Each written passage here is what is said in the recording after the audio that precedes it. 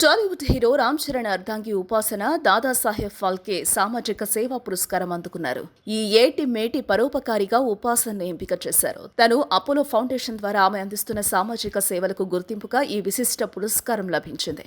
Dadasaheb international film festival సంస్థ ఈ award ప్రకటించింది. భిన్న రంగాలకు చెందిన ప్రతిభావంతులకు స్ఫూర్తిదాయకంగా నిలుస్తున్న వ్యక్తులను ఎంపిక చేసి ఈ అవార్డు అందిస్తున్నారు. తనకి ఈ అవార్డు రావడం పట్ల ఉపాసన హర్షం వ్యక్తం చేశారు. నిజంగా ఎంతో ఆనందంగా ఉంది. ప్రతిరోజు మంచి పనులు చేసేలా శుభ సందేశాలు పంపించే సానుకూల దృక్పథం ఉన్న నా ప్రజలందరికీ ఈ అవార్డును అంకితం చేస్తున్నాను.